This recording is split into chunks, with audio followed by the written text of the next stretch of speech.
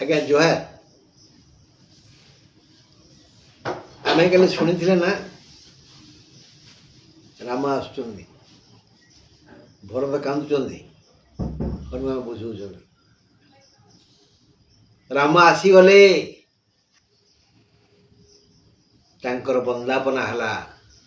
ସେ ଦେଖିଲେ, ତାଙ୍କୁ ଦେଖି ଅଯୋଧ୍ୟାବାସୀ, ତିନି ମାତା, ଦୁଇ ଭାଇ ଆଉ ଘରର ମହିଳାଗଣ ବଡ଼ ଉତ୍ଫୁଲ୍ଲିତ। କେତେ ବନ୍ଦାପନା, କେତେ ନୃତ୍ୟ, ଗୀତ, ପ୍ରମୋଦ। ଠିକ୍ ଗୋଟିଏ ଦିନ ପରେ ସେ ଭରତକୁ ପଚାରିଲେ, ଭାଇ ଭଣ୍ଡାର ଘର ଭରପୁର ଅଛି ତ? ଭରତ କହିଲେ, ଶତ୍ରୁଘ୍ନ ଦେଖ ଭଣ୍ଡାରେ କେତେ ଧନ ଅଛି। ଶତ୍ରୁଘ୍ନ କହିଲେ, ଭାଇ ଭଣ୍ଡାର ଶୂନ୍ୟ, ଅସ୍ତ୍ରପାଟ ବି ନାହିଁ। ରାମ ପଚାରିଲେ, ଆଉ ଦେଶରେ? ଦେଶ କଥା ବୋଇଲେ ଆପଣ ବୁଲି ଆସି ଦେଖିବେ, ରାସ୍ତା ଘାଟ, ବିଦ୍ୟାଳୟ, ଚିକିତ୍ସାଳୟ, ପୋଖରୀ ଖନନ, ବୃକ୍ଷରୋପଣ, ଏଥିରେ ତ୍ରୁଟି ନାହିଁ। ଯଦି ଅକସ୍ମାତ୍ କେଉଁ ଅଞ୍ଚଳର ପ୍ରଜା ଆସି କିଛି ଅର୍ଥ, କିଛି ସାହାଯ୍ୟ ମାଗନ୍ତି, କ'ଣ କରିବା? ଭରତ ଚିନ୍ତା କଲେ। ଠିକ୍ ତା ପରଦିନ ରାମ ଘୋଷଣା କଲେ, ରାମ ରାଜ୍ୟ ପ୍ରତିଷ୍ଠା ହବ। ଯଦି ଚାହୁଁଛ ତାହେଲେ ରାଜାଙ୍କୁ ସହଯୋଗ କର। ଅଭିଷେକ ସରିଗଲା, ସିଂହାସନରେ ବସିଗଲେ। ତେଣୁ ବର୍ଷ ଆରମ୍ଭରୁ ହନୁମାନ ଦୂତ ରୂପରେ ସବୁଆଡ଼େ ଯାଇ କହିଲେ, ଏ ବର୍ଷର ଖଜଣା ଗୁଣ୍ଠ ପିଛା ଗୋଟିଏ କଖାରୁ। କଖାରୁର ଓଜନ ହେଇଥିବ କିଲେ, ମାନେ 1 ସେର। 1 ସେର ଓଜନର ଗୋଟିଏ କଖାରୁ ଗୁଣ୍ଠ ପିଛା ଖଜଣା ଦିଆହବ। ଯଦି ବଡ଼ ହେଲା ସେ ଅନୁଯାୟୀ ପଇସା ମଧ୍ୟ, ଅର୍ଥ ମଧ୍ୟ ଫେରସ୍ତ ହବ।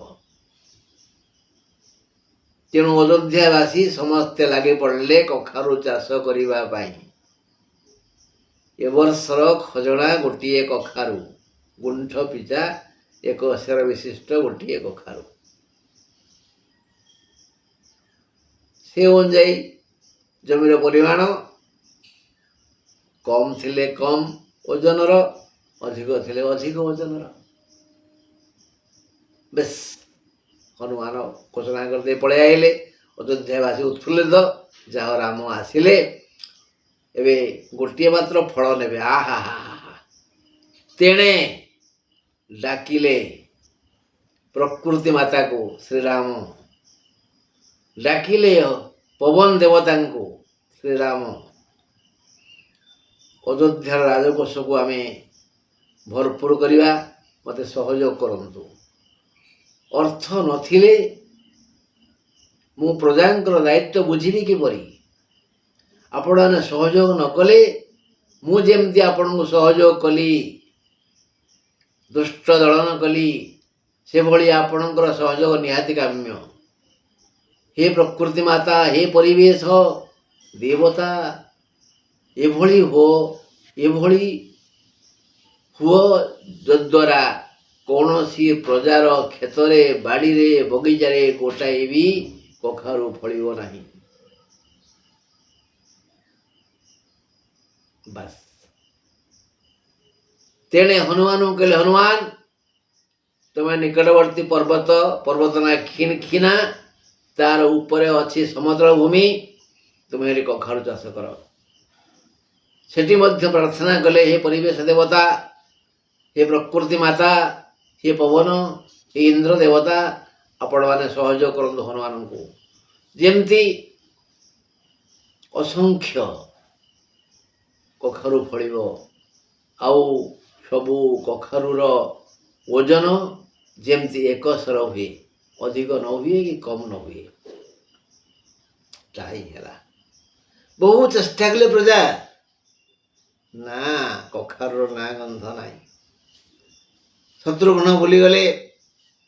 ବର୍ଷ ଶେଷରେ ଖଜଣା ଆଦାୟ ହେବ।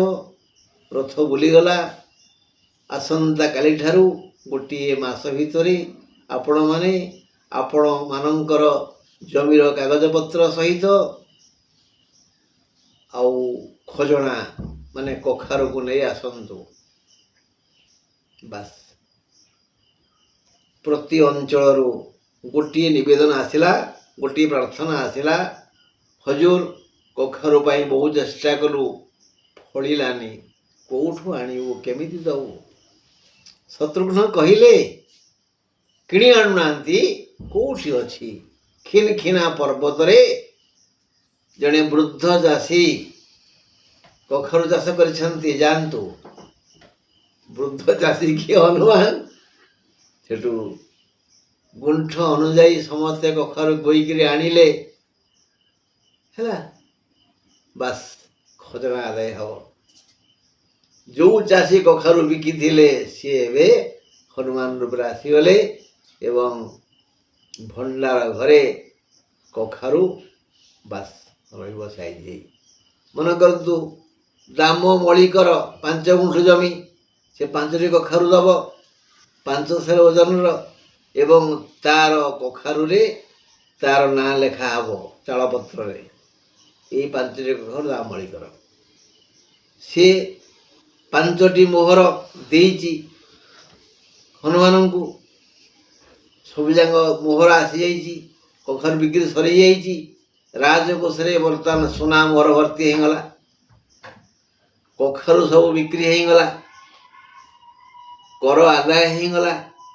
ବର୍ତ୍ତମାନ ଅଯୋଧ୍ୟା ରାଜଭବନରେ ଖାଲି କଖାରୁ କଖାରୁ କଖାରୁ। ସରିଲା, ଖଜନା ସରିଗଲା।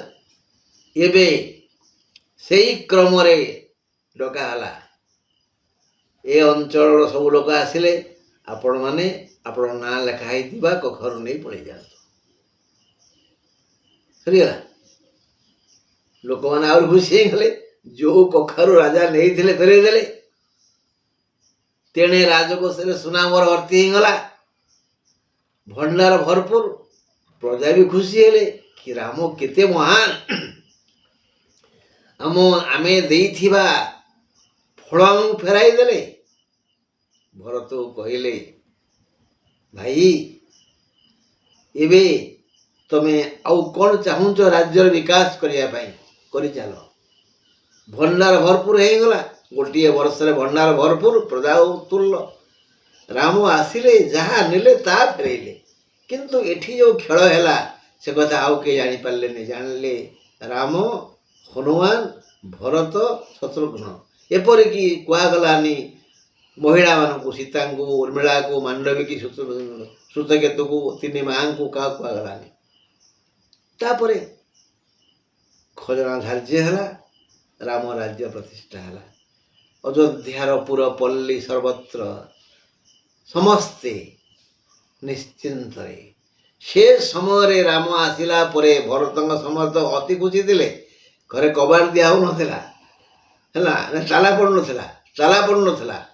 ରାମ ଆସିଗଲା ପରେ ଆଉ କବାଟ କେହି ଦବନି ଘରେ। କବାଟ ନିଜ ସ୍ୱାଧୀନ ପାଇଁ, ଶାନ୍ତି ପାଇଁ ଦେଇପାର, କିନ୍ତୁ ଚୋରି ଭୟ ପାଇଁ କବାଟ କେହି ଦବନି ଘରେ। ସ୍ୱାଧୀନ ହରିବୁଲ। ଏବଂ ତୁମେ ପୋଷିଥିବା କୁକୁର ବିଲେଇକି ମଧ୍ୟ ବୁଝେଇ ଦିଅ, ସେ ବୋଲ ମାନିବେ।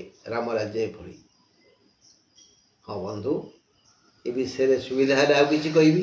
ଆଜି ରହିଲି, ନମସ୍କାର।